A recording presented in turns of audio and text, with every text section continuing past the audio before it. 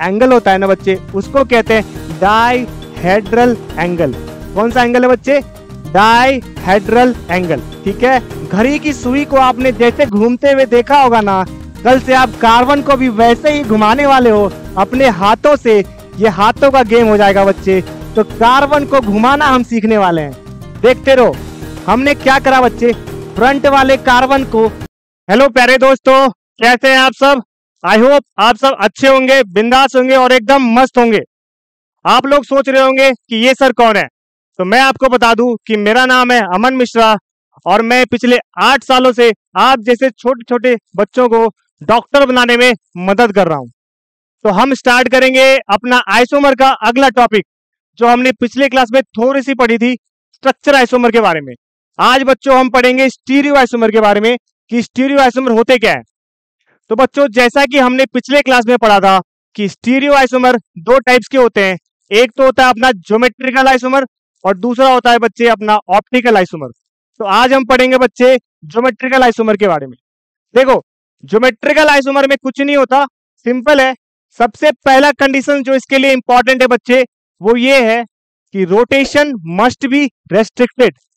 Rotation क्या होना चाहिए बच्चे?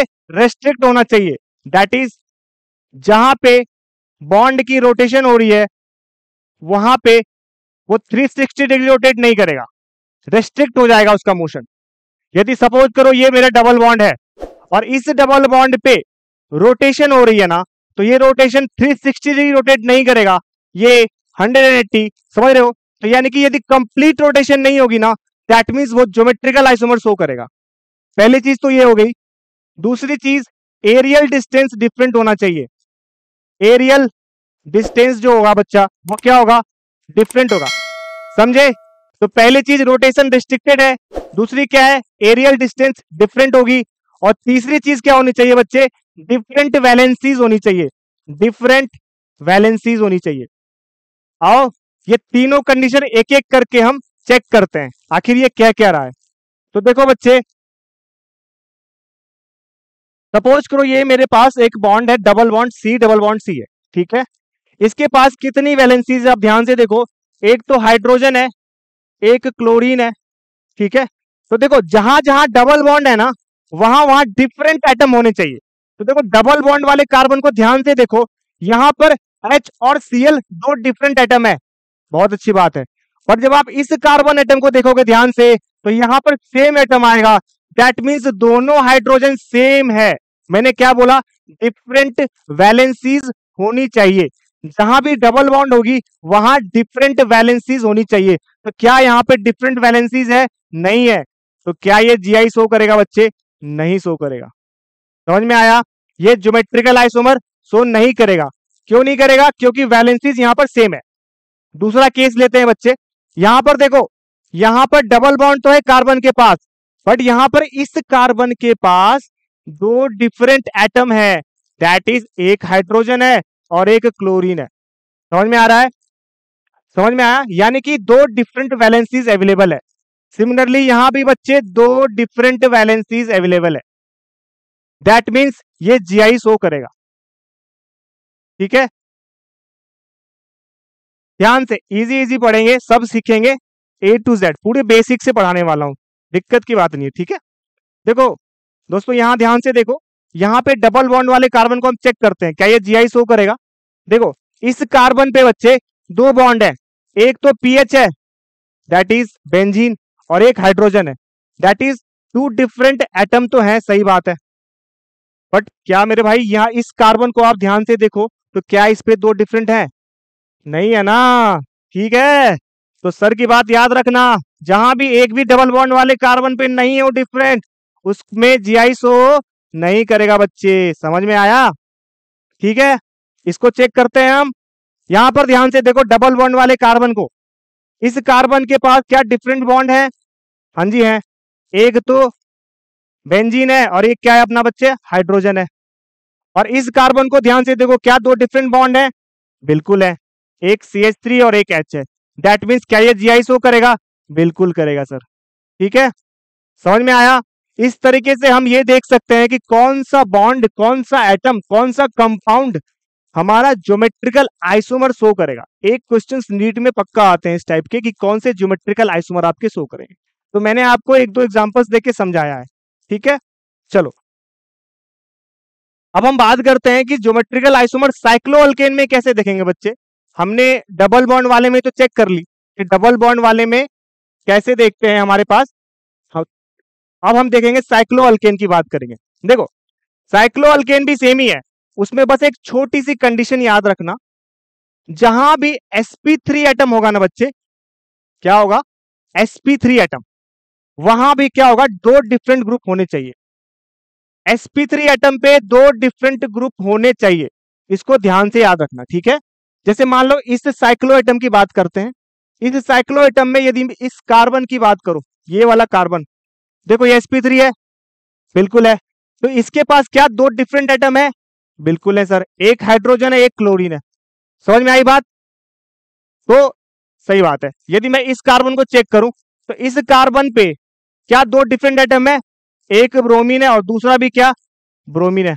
अरे वाह, ये तो गड़बड़ हो गई, दो डिफरेंट आना चाहिए, यहाँ पे तो दो सेम ही आ गया। दैट मीन्स बच्चे क्या ये जीआई शो करेगा, नहीं करेगा, तो ये जीआई शो नहीं करेगा, ठीक है। बहुत आसान सा सवाल है, ठीक है, बिल्कुल बेसिक है। यदि मैं इस साइक्लोअल्केन की बात करूं तो ध्यान से देखना, क्या इसके पास दो डिफरेंट एटम है, हाइड्रोजन और ब्रोमीन, और यहां भी क्या है बच्चे, हाइड्रोजन है और क्या है, ब्रोमीन है। दैट मीन्स यदि डबल बॉन्ड कार्बन वाले पे दो डिफरेंट एटम अटैच होगा तो दैट इज वो क्या शो करेगा, जीआई। तो ये ज्योमेट्रिकल आइसोमर बच्चा शो करने वाला है, ठीक है, क्लियर है, बिल्कुल आसान है। आपको दो डिफरेंट वैलेंसीज देखनी है और कुछ नहीं देखना। यदि मैं इसकी बात करूं, मान लो ये साइक्लोहेक्सेन है, तो साइक्लोहेक्सेन वाले ग्रुप के अंदर इसको आप दो तरीके से रिप्रेजेंट कर सकते हो। देखो ये जो कंपाउंड है ना, इसको कहते हैं वेज और इसको कहते हैं डैश। तो जब भी वेज और डैश वाला कंपाउंड आए ना, तो ये याद रखना, ये भी ज्योमेट्रिकल आइसोमर आपका शो कर सकता है। तो देखो जैसे यहां पर मैंने Cl को डाला है किस पे, डैश पे, तो मैं वेज पे बना दूंगा अगले हाइड्रोजन को, और सिमिलरली यहां भी हाइड्रोजन को, और यहां पर देखो क्या बना रहा हूं मैं, डैश पे हाइड्रोजन को और वेज पे हाइड्रोजन को, ठीक है। तो यहां भी आपका ज्योमेट्रिकल आइसोमर शो कर सकता है, ठीक है। क्यों, क्योंकि ये सेम साइड है क्लोरीन और क्लोरीन, ठीक है, और यहाँ पे अपोजिट साइड है, सेम साइड होंगे तो उसकी बात हम अलग करेंगे और अपोजिट साइड की बात अलग करने वाले हैं। चलो अब आगे पढ़ते हैं। देखो सिस ट्रांस आइसोमर है ना, वो साइक्लोअल्केन के अंदर आपको ये देखना पड़ेगा कि दो डिफरेंट एटम होने चाहिए। जैसे मान लो यदि मैं इस साइक्लो की बात करता हूं या इस साइक्लो की बात करता हूं, तो यहां पर ध्यान से देखो दो डिफरेंट एटम है, यहां भी है सर, ठीक है। अच्छा यदि मैं सिस ट्रांस के नोटेशन की बात करूं बच्चे, तो सिस ट्रांस आप कैसे डिफाइन कर सकते हो, उसके कितने टाइप्स होते हैं, तो ध्यान से देखना, सिस ट्रांस 3 टाइप्स के होते हैं। जो पहला टाइप है वो है अपना सिस ट्रांस का, EZ का एंड सिन एंटी का। 3 नोटेशन हमें पढ़ना है, cis trans, EZ and syn anti. तो हम सिस ट्रांस को पहले देखेंगे, फिर EZ को देखेंगे और फिर सिन एंटी को देखने वाले हैं। तो हम स्टार्ट करते हैं अपना पहला सिस ट्रांस से। देखो डबल बॉन्ड वाला कोई भी कार्बन आए, उसके पास यदि कुछ इस टाइप का नोटेशन हो, जहां पर A B A B, यदि B और B यानी सेम टाइप ऑफ एटम एक ही साइड आएगा ना, तो उसको हम कहेंगे सिस। क्या कहेंगे बच्चे, सिस कहेंगे।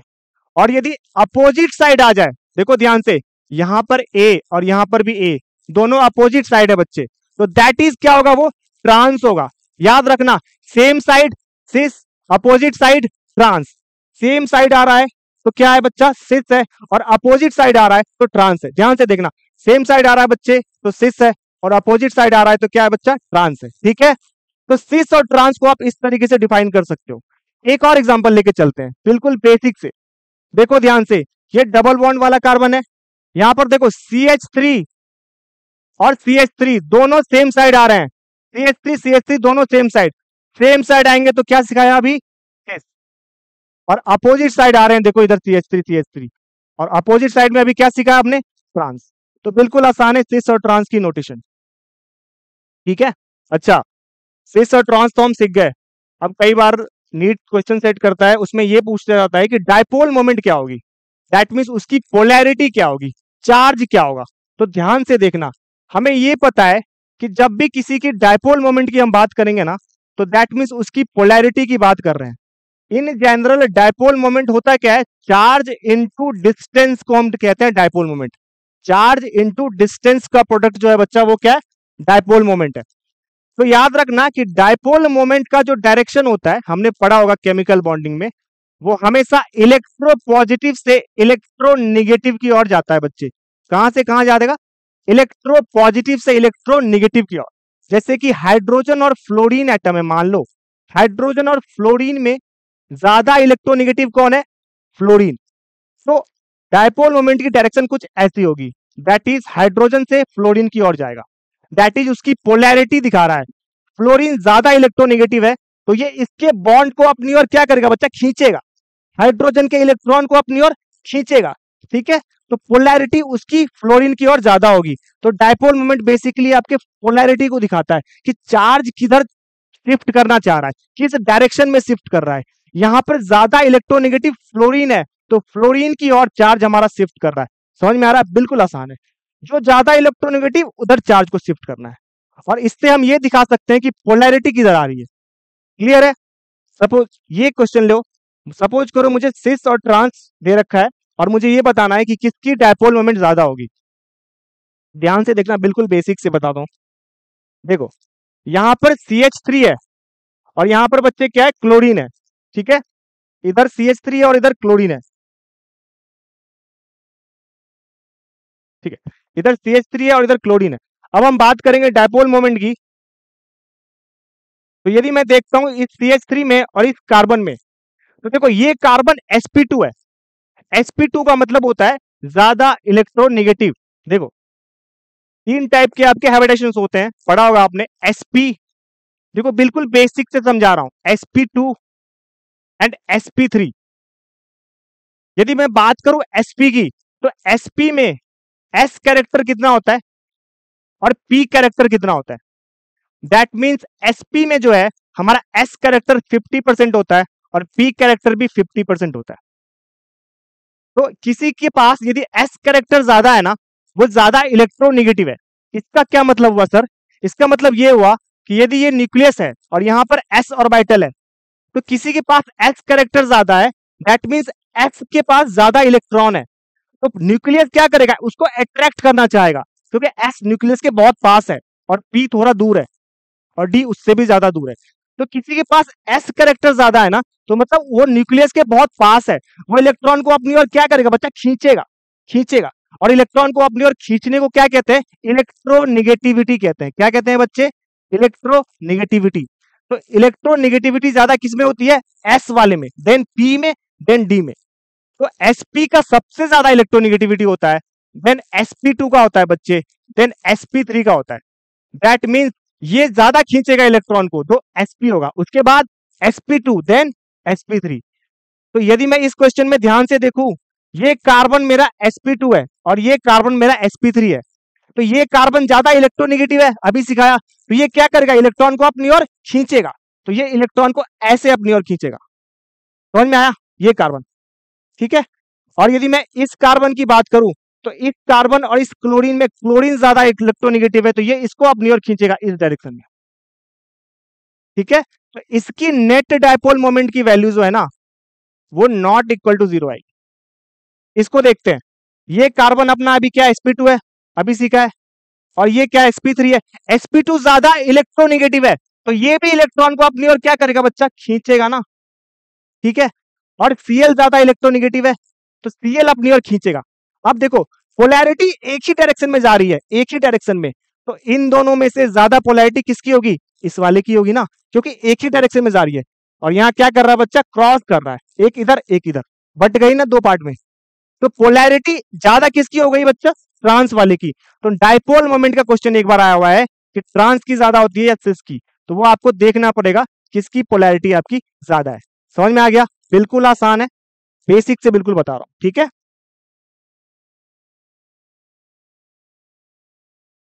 अब देखो, अब हम बात करते हैं EZ कॉन्फ़िगरेशन की। देखो सिस ट्रांस तो हम सीख गए, यदि सेम साइड हो तो सिस और यदि अपोजिट साइड हो तो ट्रांस, ठीक है, सेम सिस अपोजिट ट्रांस। अब हम EZ की बात करते हैं। बहुत आसान है इजेड, कुछ नहीं करना। सीआईपी रूल याद रखना है हमें। सीआईपी रूल ये कहता है कि हमारे पास क्या होना चाहिए, हाइयर एटॉमिक नंबर को आप हाइयर प्रायोरिटी दोगे, जो ज्यादा एटॉमिक नंबर है उसको आप ज्यादा प्रायोरिटी दोगे। तो सपोज करो मैं इसको चेक करता हूं, यहां पर मेरे पास फ्लोरीन है और क्लोरीन है। फ्लोरीन और क्लोरीन में ज्यादा एटॉमिक नंबर की वैल्यू किसकी होती है बच्चे? ठीक है, तो देखो यहां पर हमने क्या करा, 1 2 1 2। अब यदि 1 1 सेम साइड आ जाते हैं ना तो उसको कहते हैं जेड। देखो यहां पे मैंने लिखा हुआ है, यदि सेम साइड आएगा ना बच्चे तो क्या होगा, जेड होगा, और अपोजिट साइड आएगा तो क्या होगा, सिस हो। ठीक है, तो देखो यहां पर 1 1 आपका सेम साइड आ रहा है तो क्या होगा, जेड कहलाएगा ये। जैसे इसको चेक करते हैं, फ्लोरीन और क्लोरीन में ज्यादा एटॉमिक नंबर किसका होता है बच्चे, क्लोरीन का। तो क्लोरीन को हम 1 डालेंगे और फ्लोरीन को 2 डालेंगे। और आयोडीन और ब्रोमीन में ज्यादा किसका होता है, आयोडीन का। तो आयोडीन को 1 डालेंगे और ब्रोमीन को 2 डालेंगे। अब देखो 2 और 2 दोनों अपोजिट साइड में आ गए, ध्यान से देखना, यहां पर 2 और 2 दोनों अपोजिट है और 1 और 1 अपोजिट है। जब भी अपोजिट आएंगे ना तो उसको कहेंगे बच्चे ई। क्या कहेंगे, ई। तो ये कॉन्फ़िगरेशन होगी बच्चे ई की। एक तो जेड होता है और एक ई होता है। याद रखो जेड क्या होगा, जब सेम ग्रुप सेम साइड आ जाए, हाइयर प्रायोरिटी वाले ग्रुप सेम साइड आ जाए। यहां पर हाइयर प्रायोरिटी वाले ग्रुप कौन है, क्लोरीन और आयोडीन सेम साइड आ गए। और जब हाइयर प्रायोरिटी वाले ग्रुप अपोजिट साइड आएंगे ना बच्चे तो उसको कहेंगे ई। तो जेड और ई याद रखना आप। ठीक है, आगे बढ़े, चलो। तो पहला रूल था कि हाइयर एटॉमिक नंबर की हाइयर वैल्यू होती है। दूसरा रूल क्या कहता है कि यदि एटॉमिक नंबर सपोज करो सेम है तो हम नेक्स्ट एटम को चेक करेंगे। ठीक है, जैसे ध्यान से देखना, ये कार्बन को देखो आप, इस कार्बन पे इधर ऑक्सीजन है, ध्यान देना, इधर ऑक्सीजन है और इधर भी ऑक्सीजन है। अरे सेम एटम आ गया सर, अब क्या कर सकते हैं, कोई दिक्कत नहीं है, कोई टेंशन की बात नहीं है। दूसरे एटम को चेक करो, दूसरा एटम क्या है बच्चा, यहां पर हाइड्रोजन है और यहां पर क्या है, CH3 है। दैट मीन्स कि ये जो हमारा होगा पहला होगा और ये क्या होगा, दूसरा होगा, क्योंकि हायर एटॉमिक नंबर कार्बन है ना यहाँ पे। आसान है। तो पहले मैंने इस कार्बन को चेक कर लिया, 1 और 2 कौन है। अब इसको चेक करते हैं, तो इसमें क्या हमारे पास दोनों साइड कार्बन है, सेम है। अगले आइटम को चेक करो, नाइट्रोजन है और ऑक्सीजन है। नाइट्रोजन और ऑक्सीजन में हाइयर एटॉमिक नंबर किसकी होती है बच्चे, ऑक्सीजन की। तो ऑक्सीजन को 1 डालेंगे और नाइट्रोजन को 2 डालेंगे। ठीक है, अब देखो 1 1 सेम साइड, जब सेम साइड आएगा तो जेड।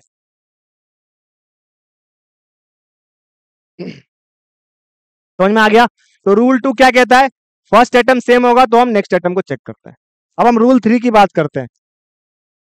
इफ यदि एटॉमिक नंबर आपका सेम आ जाए ना तो हम एटॉमिक मास को चेक करते हैं। ठीक है, हमें यह पता है कि हाइड्रोजन के 3 आइसोटोप्स होते हैं, HDT, HDT, protium, deuterium, tritium. Atomic mass क्या होता है इसका, 1 2 3, और सबके एटॉमिक नंबर 1 1 होते हैं। तो अब यहां इस कार्बन को चेक करो, इस कार्बन के पास H है और T है। हाइयर एटॉमिक मास कौन सा है भाई, T है, तो इसको 1 डालेंगे, इसको 2 डालेंगे। इस कार्बन को चेक करो, D है और CH3 है, ऑब्वियसली कार्बन का क्या है, हाइयर, तो इसको 1 डाला आपने, इसको 2 डाला। अब देखो सेम साइड आ रहा है ना, तो सेम साइड आ रहा है तो क्या होगा बच्चे, Z होगा। ठीक है, EZ आपको समझ में आ गया। बहुत आसान है, कुछ नहीं करना। यदि सेम साइड कॉन्फ़िगरेशन आ जाए तो उसको कहते हैं Z, अपोजिट साइड आ जाए तो उसको कहते हैं E। आया। हम क्या करेंगे, रूल देखते हैं, हाइयर एटॉमिक नंबर को हाइयर वैल्यू, उसके बाद हम नेक्स्ट एटम को देखेंगे और लास्ट में हम चेक करेंगे किसकी एटॉमिक मास की वैल्यू ज्यादा है। आइसोटॉप्स की बात कर रहा हूं तुम्हें। ठीक है, आगे बढ़े। अब बच्चा लास्ट टॉपिक है हमारा इस लेक्चर का, सिन और एंटी। उसके बाद सिन एंटी क्या होता है, ध्यान देना। देखो जब हम कार्बोनाइल कंपाउंड पढ़ते हैं क्लास 12th में तो वहां पर उनके रिएक्शंस के बारे में पढ़ते हैं कि कार्बोनाइल कंपाउंड कैसे रिएक्ट करता है। ठीक है, तो यहां पर देखो, ध्यान से देखना, ये मेरे पास सपोज करो अल्डिहाइड है। अल्डिहाइड को मैं NH2OH से रिएक्ट कर रहा हूं, बिल्कुल आसान सी रिएक्शन होती है। अल्डिहाइड को आप ऐसे लिखो और यहां से वाटर के मॉलिक्यूल को आप रिमूव करोगे, H2O को आप रिमूव करोगे, H2O को रिमूव करोगे और कॉपी पेस्ट कर दोगे। ये अपना H2O को रिमूव करके आपने कॉपी पेस्ट कर दिया। तो हमारा ये प्रोडक्ट बन गया। अब ध्यान देना, जब लोन पेयर और OH, इन दोनों को ध्यान से देखो। अल्डिहाइड के केस में क्या होता है, हमारा जब H और OH सेम साइड होगा ना तो उसको हम कहेंगे सिन। क्या कहेंगे, सिन। याद रखना, H और OH यदि सेम साइड है तो ये सिन हो गया, और H और OH अपोजिट साइड आएगा ना तो ये एंटी होगा। आया समझ में? सिन और एंटी क्या होता है, H OH सेम साइड में तो सिन हो गया, H OH अपोजिट साइड में तो एंटी हो गया। ध्यान से देखो, छोटी छोटी बात है, पर इनको दिमाग में रखोगे तो आपके 2-3 क्वेश्चन तो हमेशा पूछते हैं GI से, ठीक है, और ऑप्टिकल आइसोमर से। तो ध्यान से मन लगा के पढ़ो, जो बता रहा हूं एक एक चीज काम की बता रहा हूं, और इसके ना नोट्स बनाते जाओ आप, ठीक है, साथ साथ बनाते जाओ, साथ साथ लिखते जाओगे ना तो वो आपको प्रैक्टिस होते जाएगी। तो आपको समझ में आ गया सिन और एंटी किसको कहते हैं। सिन में क्या होता है बच्चे, H और OH सेम साइड होता है, और एंटी में H और OH अपोजिट साइड होता है। अच्छा, ये तो मैंने अल्डिहाइड की बात करी, अल्डोक्साइम्स की। यदि मैं बात करूं कीटोएक्साइम्स की बात करता हूं, कीटोएक्साइम्स, तो देखो सिंपल सी बात है, ये कीटोन है और ये मेरा ऑक्साइम्स है, इन दोनों को मैं रिएक्ट कराऊंगा तो क्या बनेगा बच्चे, कीटोएक्साइम्स। कुछ नहीं करना, इसमें से H2O को आपको रिमूव करना है। H2O को आपने रिमूव करा, आपके पास ये कंपाउंड आ गया। अब देखो यहां पर हम क्या देखते हैं कि ये जो दोनों कंपाउंड आए हैं, इसमें हम इसके रिस्पेक्ट में देखते हैं कि सपोज करो C2H5 के रिस्पेक्ट में OH ग्रुप क्या है, सेम साइड है। देखो ध्यान से, C2H5 के रिस्पेक्ट में OH ग्रुप सेम साइड है, तो सिन इथाइल मिथाइल कीटोएक्साइम्स, नाम देखो, सिन इथाइल मिथाइल कीटोएक्साइम्स। इसका मतलब क्या हुआ बच्चे, इसका मतलब हुआ कि इथाइल जो है ना वो OH के साइड है, इसलिए सिन इथाइल मिथाइल कीटोएक्साइम्स, ठीक है। और यहां पर मैं क्या लिख सकता था, सिन मिथाइल इथाइल कीटोएक्साइम्स, बिकॉज मिथाइल यहां पर कहां है, OH की साइड है, ठीक है। बिल्कुल लिखने का नोटेशन अलग अलग है और कुछ नहीं है। सिन और एंटी का मतलब क्या होता है, सिन का मतलब सेम साइड होगा, एंटी का मतलब अपोजिट साइड होगा। यहां पर मैं बात कर रहा हूं कीटोएक्साइम्स की, जिसमें मैं बात करूंगा OH के रिस्पेक्ट में। समझ में आ गया, सिन एंटी बहुत आसान है। तो हमने ना ज्योमेट्रिकल आइसोमर में पूरी चीजें देख ली कि सिन क्या होता है, एंटी क्या होता है, ई क्या होता है बच्चा, जेड क्या होता है, और सिस क्या होता है, ट्रांस क्या होता है। अब हम देखने वाले हैं कन्फर्मर्स। देखो बहुत सारे बच्चों को ना ये प्रॉब्लम होती है कि सर कन्फर्मर्स को कैसे सॉल्व करें या कैसे करें, तो उसका भी इलाज है। देखो कन्फर्मर्स कुछ होता नहीं है, सिंपल है। तो हमने सिन एंटी पढ़ लिया, ई जेड पढ़ लिया, अब हम बात करेंगे कन्फर्मर्स की। देखो कन्फर्मर्स का मतलब क्या होता है कि सिग्मा बॉन्ड की रोटेशन हो ना, वो आपके पास क्या हो, रेस्ट्रिक्ट हो जाए। तो सिग्मा बॉन्ड रोटेशन की वजह से जो बॉन्ड बनते हैं ना, जो आइसोमर बनते हैं ना, उसको हम कहते हैं कन्फर्मर्स, और इसको हम स्टीरियो आइसोमर के अंदर ही पढ़ते हैं। तो ध्यान से देखना, हम कन्फर्मर्स के बारे में क्या जानने वाले हैं कि सिग्मा बॉन्ड की जब आप रोटेशन करोगे, जैसे मान लो हमने ये बॉन्ड लिया है, इस कार्बन को ध्यान से देखो, इस कार्बन के पास D है, H है और CH3 है, और दूसरे कार्बन के पास भी D है, H है और CH3 है। अब ध्यान देने वाली बात यह है बच्चे कि इसमें 3 टाइप के प्रोजेक्शन होंगे आपके पास।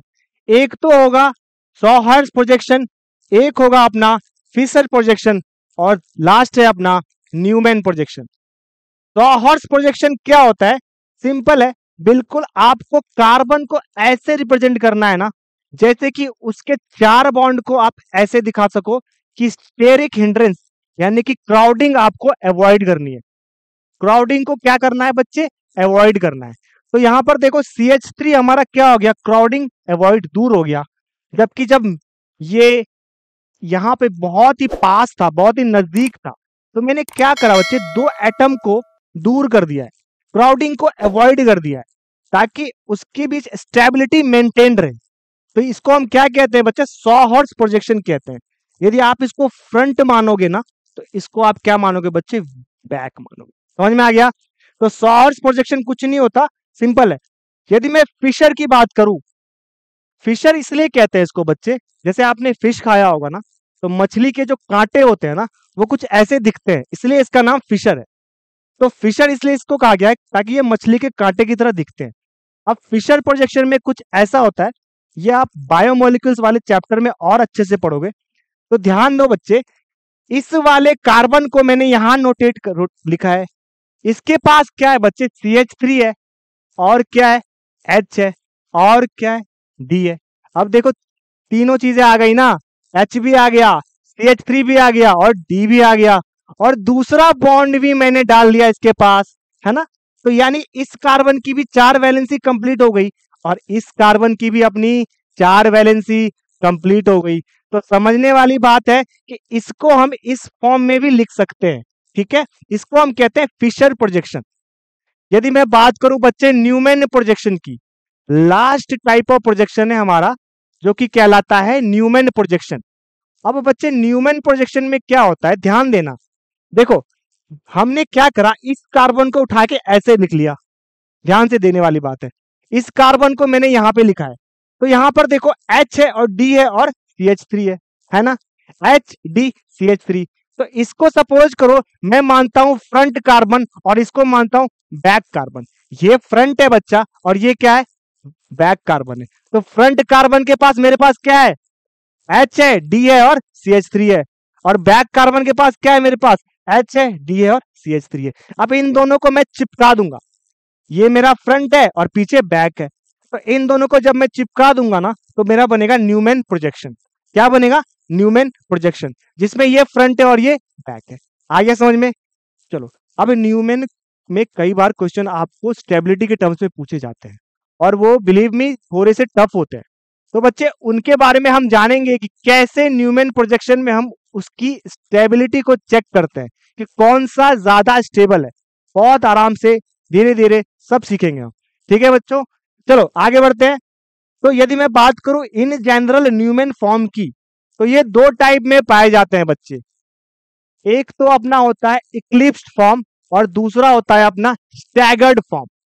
इक्लिप्स्ड कुछ नहीं होता, एक के पीछे एक, देखो जैसे ये हाथ दिख रहा है ना हमें, एक के पीछे एक, तो this is called eclipsed form.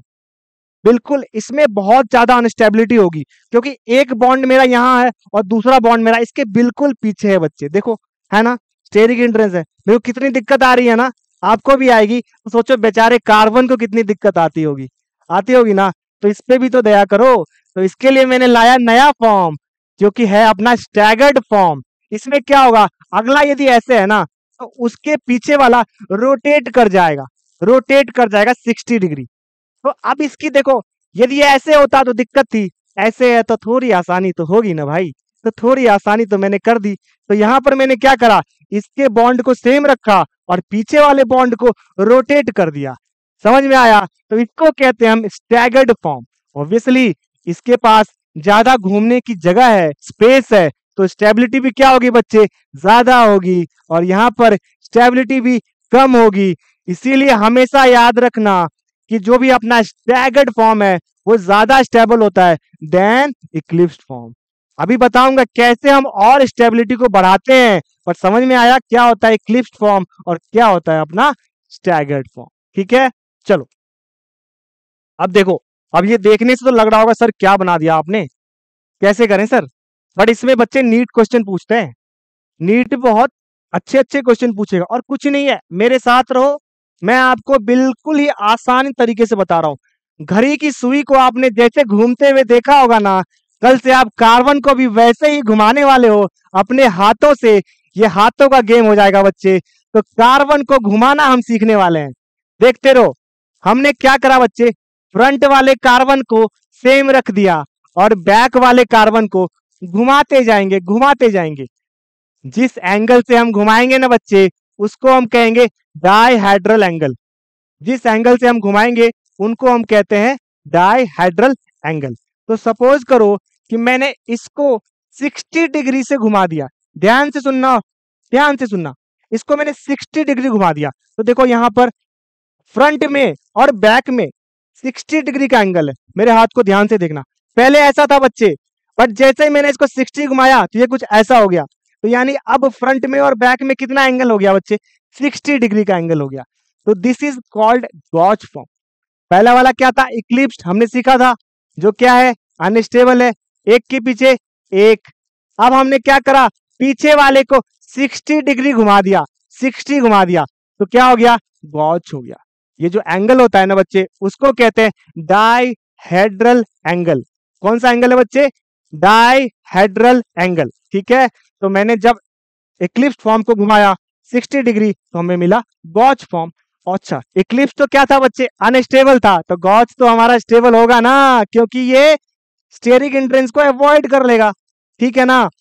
इसको फर्दर मैं 60 रोटेट करूंगा, ध्यान से देखना, ये ऐसा था, रोटेट किया 60, अब दोबारा से 60 मैंने रोटेट किया, तो यहां देखो कुछ ऐसा आ गया। ठीक है, तो इसको कहते हैं बच्चे हम एंटी। ठीक है, समझ में आ गया। तो गॉच फॉर्म अपना है, तो इसको हम कहते हैं पार्शियली इक्लिप्स्ड। क्या कहते हैं बच्चे? Partially eclipsed. तो अब इसको जब आप 60 रोटेट करोगे तो हमारे पास आ जाएगा एंटी स्टैगर्ड, मोस्ट स्टेबल। कोई भी आपसे पूछे कि सबसे ज्यादा स्टेबल कौन सा कंपाउंड है, तो बिना सोचे समझे क्या बोलना चाहिए आपको? Anti staggered. इसमें भी एक्सेप्शन होता है हाइड्रोजन बॉन्डिंग वाले का, उसको भी मैं समझाऊंगा। और नीट ने क्या किया था, 2 साल इससे पूछा था और 2 साल एक्सेप्शन से पूछ दिया, तो सोचो कितनी दिक्कत हुई होगी। बट दिक्कत की बात नहीं है, सब मिलके सॉल्व करेंगे। समझ में आया? तो मैं क्या कर रहा हूं, 60 रोटेट कर रहा हूं, तो 60 जब रोटेट करूंगा ना तो इसको कहेंगे एंटी स्टैगर्ड। ये हमारा क्या हो जाएगा? मोस्ट स्टेबल कंपाउंड हो जाएगा। इससे बढ़िया, इससे शानदार कोई कंपाउंड नहीं है इस पूरे मॉलिक्यूल के अंदर। सबसे अच्छा कौन सा है बच्चा? Anti staggered. अब देखो पूरा ऐसा हो गया ये, अब इसको दोबारा से मैंने 60 रोटेट कर दिया, तो ये कुछ ऐसा हो जाएगा, जिसको हम कहते हैं पार्शियली इक्लिप्स्ड। क्या कहते हैं बच्चे? Partially eclipsed. अब दोबारा से हम 60 रोटेट करेंगे तो हमारा दोबारा से आ जाएगा बच्चे गॉच फॉर्म। क्या आ जाएगा? गॉच फॉर्म। तो यदि मैं आपको स्टेबिलिटी पूछूंगा तो क्या बोलोगे आप? सबसे ज्यादा स्टेबल, यानी कि सबसे कम स्टेरिक हिंड्रेंस किसमें होती है बच्चे? एंटी स्टैगर्ड में। तो कोई भी आपसे पूछे कि सबसे ज्यादा स्टेबल कौन है कंफर्म में हाइड्रोकार्बन के, तो क्या बोलोगे बच्चे? Anti staggered, then gauche, then eclipsed. ठीक है, तो सबसे ज्यादा स्टेबल है एंटी स्टैगर्ड। सबसे ज्यादा स्टेबल कौन सा है बच्चा? Anti staggered, then gauche and then eclipsed. ठीक है, हमेशा ये चीज याद रखना। बट इसमें एक्सेप्शन है एच बॉन्डिंग के केस का। किसका एक्सेप्शन बच्चे? एच बॉन्डिंग का। जो हाइड्रोजन बॉन्ड करते हैं ना, वंडरवॉल फोर्सेज लगते हैं जिसमें, वो इन जनरल ज्यादा क्या होता है? स्टेबल होता है। तो हमने क्या सब सीख लिया यहां तक? अब देखो, हमने आज जितनी क्लासेस ली है, जो भी सीखा है हमने, ज्योमेट्रिकल आइसोमर के बारे में सीखा है, और ज्योमेट्रिकल आइसोमर कितने टाइप्स के होते हैं हमने वो देखे, कैसे चेक करते हैं हमने वो देखे, और हमने ये देखा है कि साइक्लोअल्केन में कैसे चेक करेंगे। ठीक है, तो अब जितने क्वेश्चन आपको मिले हैं सारे क्वेश्चंस को आप अच्छे से बना के रखो और ध्यान देना। देखो होता क्या है, हम ना डर जाते हैं मुश्किलों से, क्योंकि एक 20 दिन 25 दिन या 19 दिन बचे हैं मान लो नीट में आपकी। अब इतने कम टाइम में बच्चे आप लोग डर गए होगे, लेकिन हमेशा ये याद रखना, हमेशा ये सोच के चलना कि आपने शुरू क्यों किया था। ये हमेशा याद रखना, जब आप छोटे होंगे, बच्चे होंगे, 9th में होंगे, 10th में होंगे, तब आपने एक सपना देखा होगा कि आपके कंधों पर भी व्हाइट कोट हो, आपके गले में स्टेथोस्कोप हो। तो वो सपना पूरा करने के लिए आपको दिन रात मेहनत करनी होगी। घबराना नहीं है, टाइम कम है बट मेहनत ज्यादा है। ठीक है, तो हम मिलके मेहनत करेंगे। अरे मैं करूंगा 90% मेहनत, आप करो 10% मेहनत। ठीक है, सब एक A to Z चीज पढ़ाई जाएगी। तो डॉक्टर बनने का सपना पूरा करना है हमें। ठीक है बच्चों, ऑल द बेस्ट।